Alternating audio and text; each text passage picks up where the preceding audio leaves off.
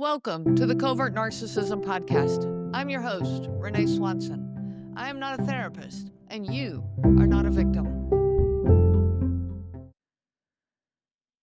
There is something that confuses almost everyone who has lived through covert narcissistic abuse. Why do you still miss them? Even after everything they have done and everything you now understand. You can see the manipulation clearly. You can name the emotional abuse. You can feel the exhaustion deep in your bones. And yet, there is still a part of you that misses them. A part that hopes that they will change or that things will be different now. A part that wonders if maybe it wasn't as bad as I thought it was. And then another part of you jumps in and says, "What's wrong with me? Why am I still thinking this way?" That internal back and forth can feel just as destabilizing as the relationship itself. But what if I told you there is nothing wrong with you? What if instead of seeing it as confusion, we start seeing it as communication? I want to introduce you to a framework today that may help make sense of that inner conflict in a completely different way. It's called Internal Family Systems, or IFS, and maybe you've heard of this before. This is not about your external family or even your immediate family. This is about your internal system, the different parts of you that developed over time to help you survive. Because here's the truth, you are not one single consistent voice inside. None of us are. It's part of what drives us all crazy. We're made up of parts. And those parts have all been working very hard for a very long time, and they all have their own distinct voice. In IFS, these parts tend to fall into three main roles. And understanding this structure can truly help you and change everything in your perspective here. The first group is called managers. These are the protective parts that try to stay ahead of the pain and try to stay level headed. They manage your day to day life by controlling situations, planning, overthinking sits there, striving for protection, and even criticizing yourself before anyone else can. So, yes, self judgment sits there as well. If you've ever found yourself replaying conversations, trying to get everything just right, trying to be perfect, being incredibly hard on yourself, that is likely your manager part. It is trying to protect you from feeling something deeper. The second group is called firefighters. These are also protectors, but they go about it a different way. They're actually quite reactive instead of being so proactive like the managers are. When emotional pain does break through, when something does trigger that deep hurt, firefighters jump in quickly to put out the fire. They don't care about long term consequences, they care about stopping the pain right now. This can show up as numbing behaviors, overworking, binge eating, substance use, scrolling mindlessly, shutting down, or even explosive anger. If you've ever thought, why did I just do that? Or that's not who I am or who I want to be, you are likely seeing a firefighter part trying to protect you the only way it knows how. And then there's a third part. This part is the exiles. These are the wounded parts of you that carry the pain. They carry the shame, the fear, the emotional injuries, many of which were formed long before this relationship, but they're activated and kind of dug in a little bit within this relationship. These are the parts that over time have felt unseen, dismissed, blamed, vulnerable, alone. These are the parts that still carry the question, am I too much? Am I not enough? Your system works very hard to keep these parts hidden because their pain can feel overwhelming. And that is why the protectors exist. The managers and the firefighters serve that role of protecting the exile. So when you feel that internal conflict, the part of you that still loves them, the part of you that is angry, the part of you that is analyzing everything, and the part of you that just wants relief from this, you're not broken. You're not confused. You are witnessing your internal system doing exactly what it was designed to do, which is to protect you from pain. Imagine for a minute a real house fire. It's the middle of the night. The firefighters are called to a home where there are people trapped inside. Now, when they arrive, what do? They don't stand outside analyzing the architecture and worrying about the cost of the damage if they go through that front door. They don't carefully test every door to see which one opens most efficiently. They don't pause to consider how to preserve the furniture or to avoid breaking windows. No, they go straight into action. If the front door is locked, they don't go searching for a key. They break it down. If the windows are closed, they don't stop to gently slide them open. They smash through them. If there are walls in the way, they cut through them. Their only priority in that moment is to get the people that are inside out and to get them out alive. That is that firefighter energy. If you've ever seen that into action, when their feet hit the ground, they are already in motion towards that house and they don't stop until they are inside. It is urgent, it is reactive, it is completely focused on stopping harm right now without regard to the long-term consequences of the house. Now let's think about the other systems that are in place with this house fire. Before the fire ever started, there were smoke detectors installed. There were building codes followed. There may have been fire prevention measures, inspections, and even safety plans by the people inside. That's more like your managers. They are there to prevent disaster. They are proactive. They are trying to fix the things before the problem happens. They're trying to keep things structured and reduce the likelihood of something going wrong in the first place. And if you've ever lived with a covert narcissist, you have spent a lot of time as a manager trying to prevent problems before they ever happen, not succeeding, and then the firefighter has to come in and your exiles take cover. So let's go back to inside the house. Now, inside the house are the people, the ones that the firefighters are trying so desperately to reach. That's your exile part, the vulnerable ones. They cannot protect themselves in this moment. These are the ones that would be overwhelmed by that fire if no one intervened. So when the fire breaks out, everything shifts. The managers are no longer in charge. The firefighters take over.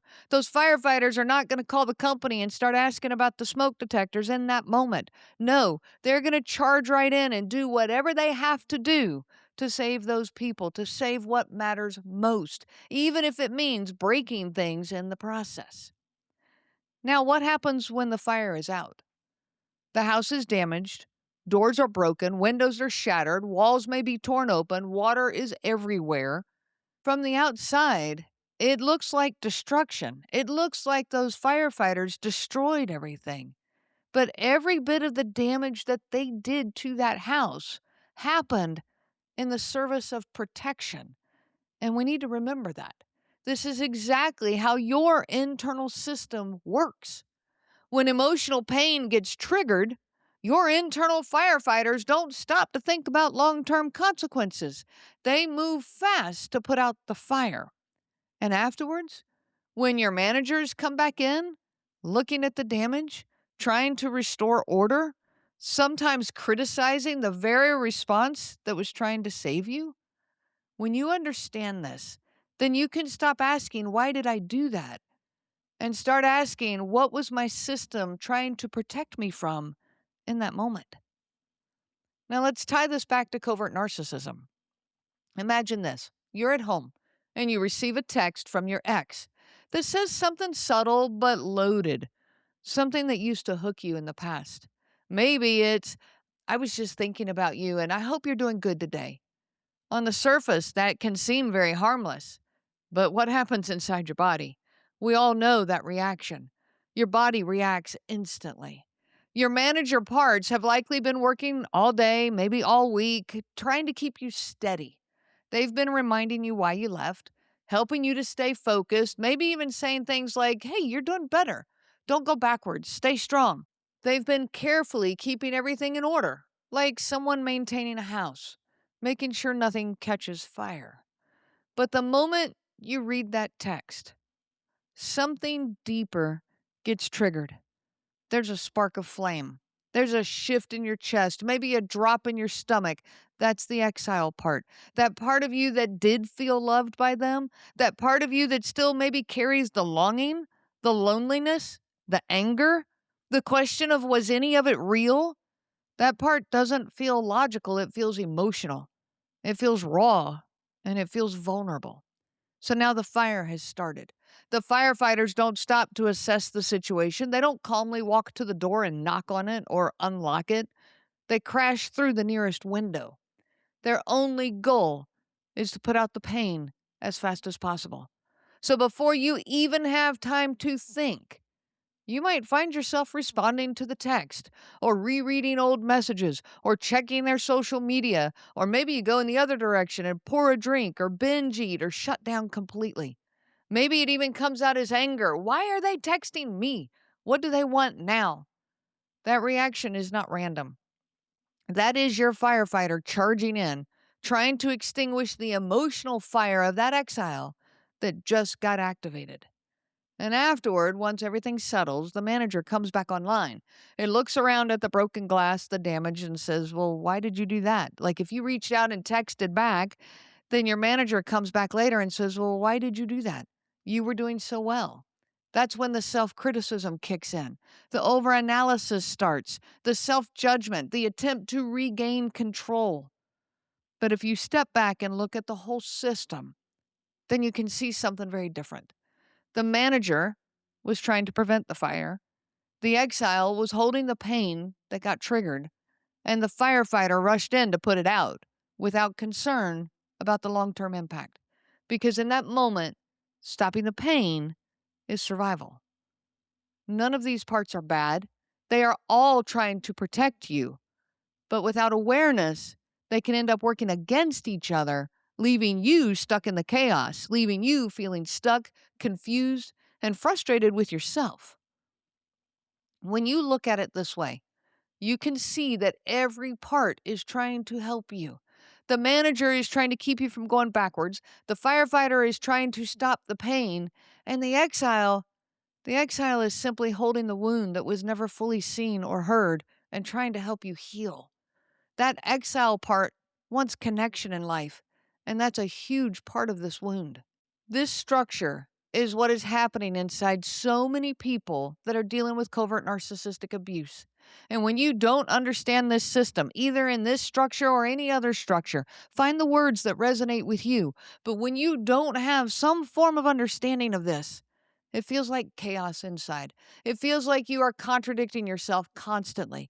It feels like you cannot trust your own mind or feelings. It feels like you are broken, damaged, or even like maybe you're the problem. But when you begin to see the roles that each part is playing, then something shifts.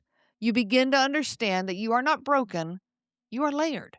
And now here, this becomes incredibly empowering. The goal is not to get rid of these parts, no. The goal is not to silence them or force them to change, no. In IFS, in this system, we believe that there are no bad parts. Every part of you has a positive intention, even if its way of going about it is not helping you anymore. It helped you at one point, but maybe now you need to redirect it. Healing happens when you begin to understand these parts and step into a different role, not as one of the parts, but as one who leads the parts. This is you. The you that is outside of these parts. This is what IFS calls your core self. Your core self can watch all of this with curiosity. It can stay grounded, caring, calm, compassionate. It is not overwhelmed. It is not reactive. Mostly what I like to hang on to is it is curious. When you can tap into that core self, all of a sudden everything looks different. It's what I sometimes refer to as taking a step back and giving yourself some breathing room, a pause button, looking at you, your thoughts, feelings, reactions with curiosity instead of judgment. And when you are in that space, you can begin to relate to your parts instead of being overwhelmed by them. So how do you actually do this? Okay, it's a whole lot of talk, but how do we actually do this? Within this IFS framework, the first step is something that's called parts mapping. This simply means begin to notice and identify your parts. Look at the managers, the firefighters, and the exiles. Start to label them. You might start to recognize a critical voice that tells you you're not doing enough. Well, that's your manager part.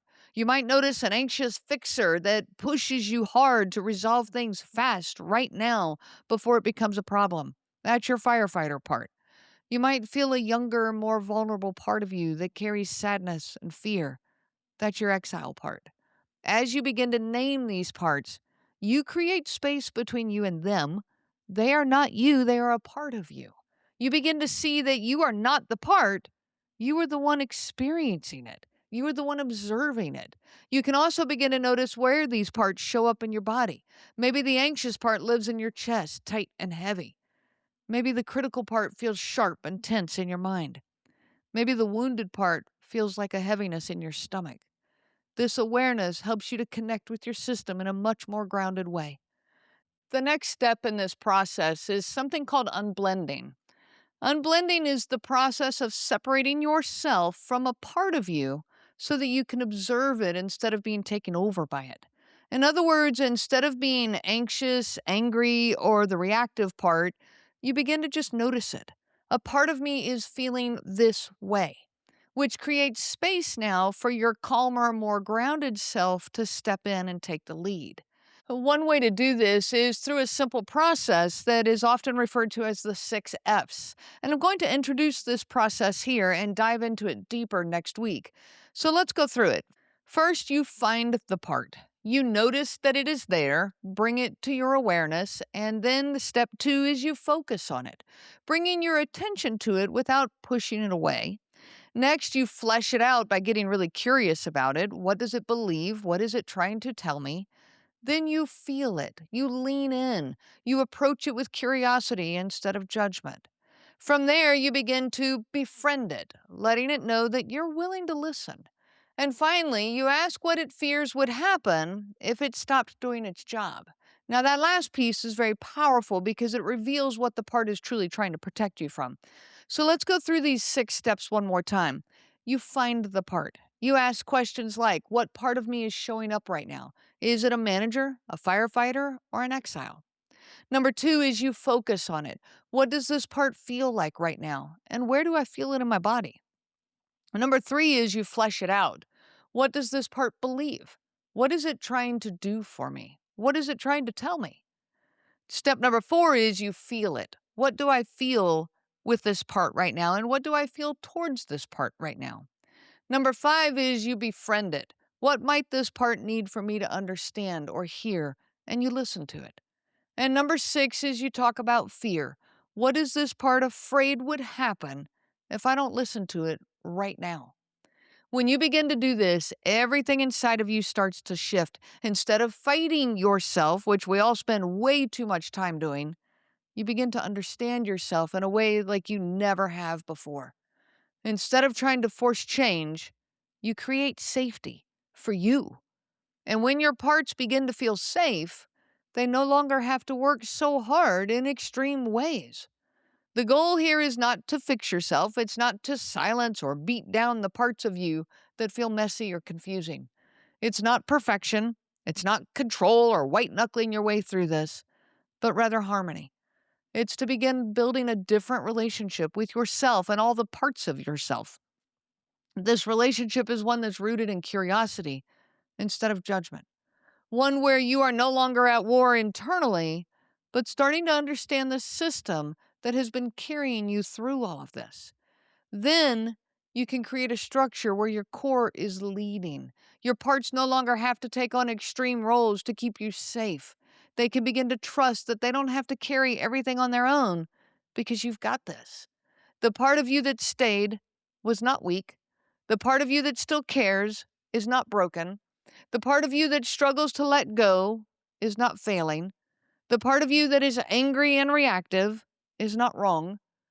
These are parts of you that adapted to survive something deeply confusing and emotionally unsafe. Your system has done and is doing exactly what it needs to get you through. It is time to work with these parts. Start right now by thanking them. Thank them for their compassion, care, strength, commitment, passion, and more. Get to know them. Gently take your place as the one who leads them, the one who steps outside and observes them. Start there. And then we're going to go into a leadership role. Because when you do that, the chaos inside begins to settle. Not because everything disappears, but because it finally has direction. As we wrap up today, I want you to take a breath and just notice what all this brings up for you. You don't have to figure it all out right now. You don't have to do anything perfectly. Even simply beginning to recognize that there are different parts of you and that those parts are trying to help you is a powerful shift. I know what I shared today may feel helpful, but also a little bit abstract. You might be thinking, okay, I understand this. This makes sense. But what do I actually do with it? What do I do in the moment when I'm triggered, when everything inside of me feels loud and overwhelming? Or how do I take this information and make it applicable to my healing? So, next week, like I said, I'm going to walk you step by step through a very simple set of questions, an actual process that is very relatable and applicable. My goal is to help you to begin to identify your parts, understand what they are doing, and respond in a way that creates more calm and clarity inside of you and reduces that chaos. This is where this work becomes something you can actually use, not just something that you understand or can talk about. Most of us were never taught how to have this kind of relationship with ourselves. This work is life changing. So join me next week to dig in a little deeper on your own healing. Your story matters, and you deserve to be heard without judgment. If you are ready to take the next step toward your healing and need some extra attention, extra time, extra work, check out my coaching services at covertnarcissism.com. And don't forget to subscribe to this channel so you don't miss any steps of this journey. I wish you so much peace on your journey of healing. If there were ever an audience that I wish did not have to exist, it would be this one, because of what it means you've lived through. I'm truly sorry that you understand this so deeply, and I'm really glad that you're here. May this be a place of safety, clarity, and peace. You are not alone anymore, and you don't have to figure this out by yourself. If this episode resonated with you, please subscribe so you don't miss future conversations. And if you'd like to learn more about the support, resources, or coaching that is available for you, you can visit covertnarcissism.com. While I hate it for everyone who understands what I am talking about, I'm really glad that you're here, and I wish you so much peace on your journey of healing.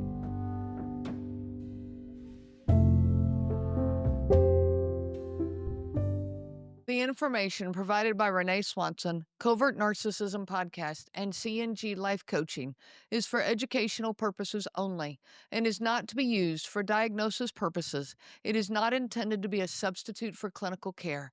Please consult a healthcare provider for guidance specific to your case. This material discusses narcissism in general. Renee shares stories from her personal experience as well as from those that she has worked with for several years.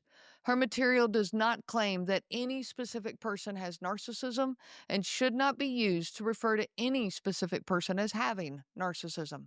Permission is not granted to link to or repost this material to support an allegation or support a claim that any specific person is a narcissist. That would be an unauthorized misuse of the material and the information provided. Thank you.